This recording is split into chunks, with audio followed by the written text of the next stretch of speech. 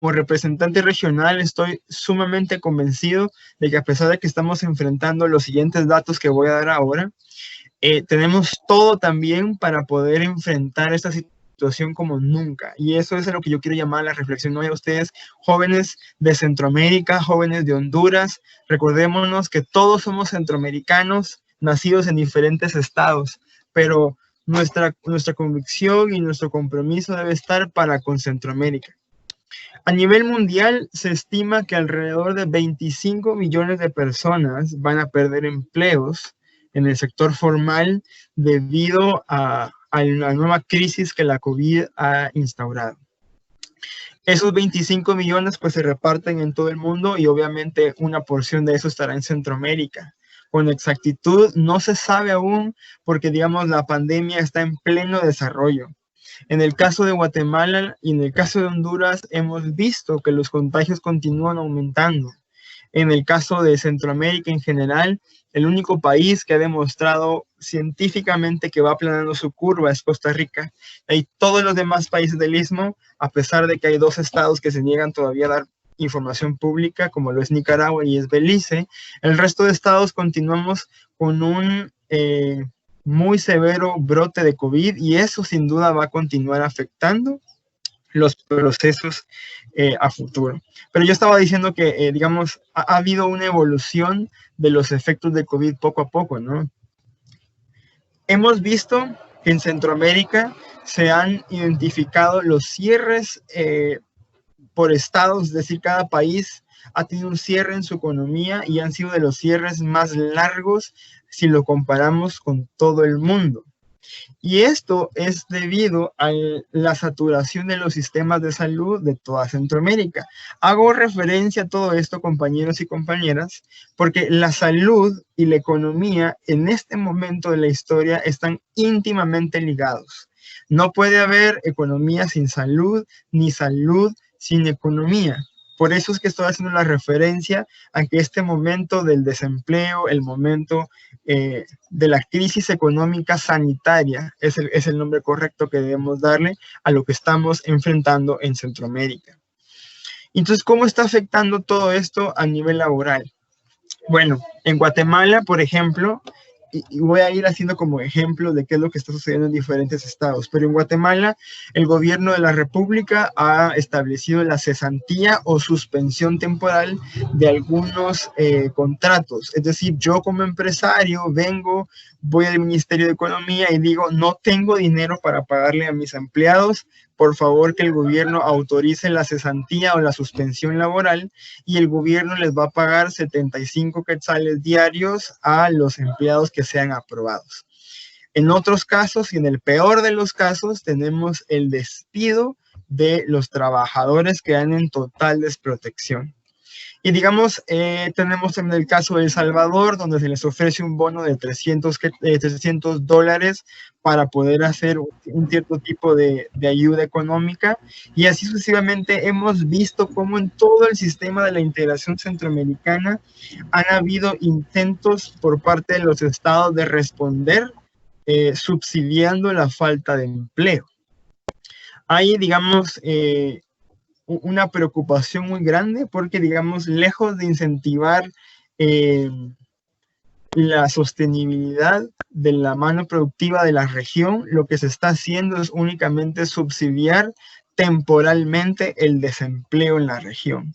Y aquí es donde nosotros llamamos la atención sobre, o el Parlamento Centroamericano ha intentado llamar la atención de los gobiernos y de la iniciativa privada para trabajar en conjunto, de que los estados de la región ahora mismo empiecen a pensar a futuro en cómo atraer nueva inversión a la región post-COVID. Digamos, el COVID nos ha hecho pensar en los errores que hemos cometido en el pasado, en los errores que cometemos ahora y, digamos, qué tenemos que hacer para no cometer esos mismos errores en el futuro y transformar a Centroamérica en una región de oportunidades para todos y para todas. Aún así, aunque hay números muy preocupantes como los que yo mencionaba, y digamos, no quisiera dejar desapercibido esto. En Guatemala se preveía, por ejemplo, que nuestro PIB iba a crecer 4 puntos. Iba a ser todavía un poco superior al resto de Centroamérica por el dinamismo de la economía. Ahora, con el COVID, la economía se va a contraer 6 puntos porcentuales. Eso quiere decir que si vamos a dar 4 pasos adelante, vamos a retroceder 6. Y esos 6 puntos porcentuales significan miles de millones de dólares menos de productividad.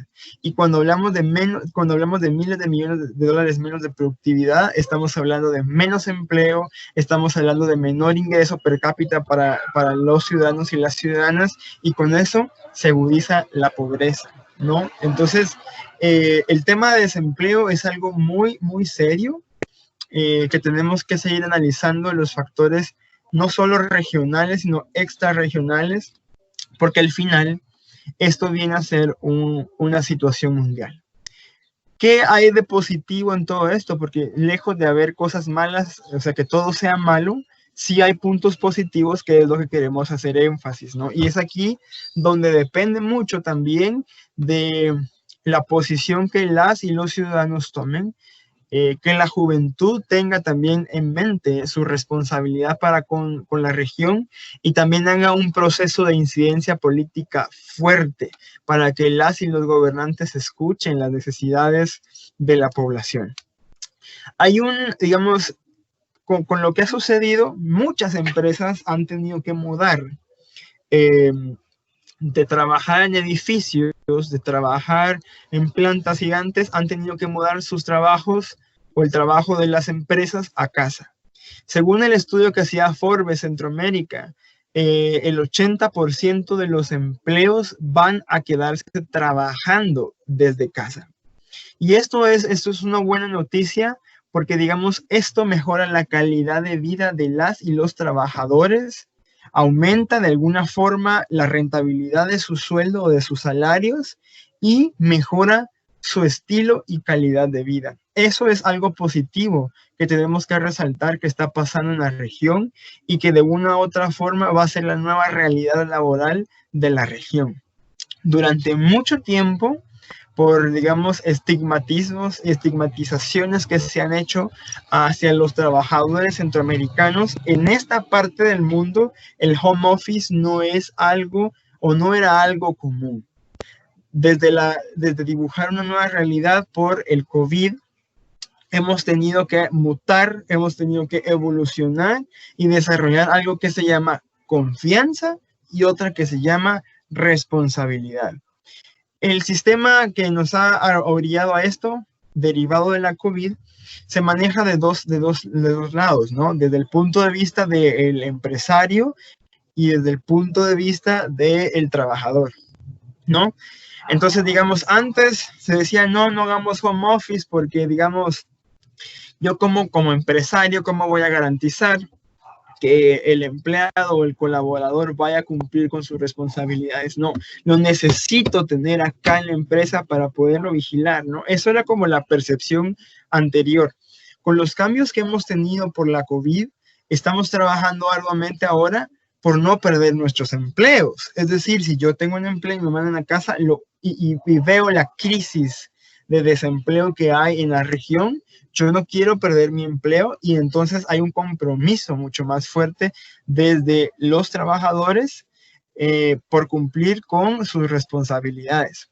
Esto también beneficia no solo al empresario, porque, digamos, obviamente se va a ahorrar alquiler del edificio, gastos de funcionamiento. El trabajador va a tener que pagar su propio internet en su casa, su luz, su agua, y en ese aspecto el empresario se beneficia. Y bueno, y ahora con el contexto viene y dice, no, va a ser responsable, está dando resultados el trabajador. Y por eso es que este estudio de Forbes es bien interesante y bien importante, porque nos delinea que el futuro productivo de Centroamérica puede estar el trabajo desde casa. Y entonces, lejos de solo ver cómo beneficia esto a los empresarios, también es importante reflexionar cómo beneficia esto a los trabajadores. Suponiendo, yo realmente no he tenido la oportunidad de visitar Honduras, y espero hacerlo post-COVID, porque es una de las metas, trabajar juventud hondureña, que es una de mis propuestas como parlamentario. Pero digamos, en la mayoría de países de Centroamérica y en la mayoría de países de Latinoamérica, la cuestión del tráfico es fatal, ¿verdad? Es algo terrible. Y en esa línea de ideas, digamos, en Guatemala, para poder ir a trabajar a la capital y a algún municipio cercano a la capital, pues son 2 horas y media de tráfico de ida y 2 o 3 horas y media de tráfico de vuelta. Si hacemos, digamos, un aproximado de 5 horas diarias por 5 días de la semana de trabajo, estamos hablando de 25 horas a la semana en tráfico en las grandes urbes de Guatemala, como es Quetzaltenango o Ciudad de Guatemala. Y digamos, eso sería como que de nuestros 7 días de la semana, un día y una hora dedicáramos solo a estar sentados en el carro, en el bus, en el transmetro, en la camioneta, donde sea que fuera, dedicar un día entero de nuestra vida por semana a estar en tráfico. Cuando hacemos home office, eso se elimina, ¿no? Podemos dormir más, podemos descansar más, podemos ser más productivos en menos tiempo y al final todo eso también los empresarios se están dando cuenta. Cuando los trabajadores trabajan descansados, en armonía con sus familias, les da tiempo a comer, no están corriendo en el tráfico, están menos estresados, la productividad se aumenta hasta en un 66% con una reducción de tiempo de trabajo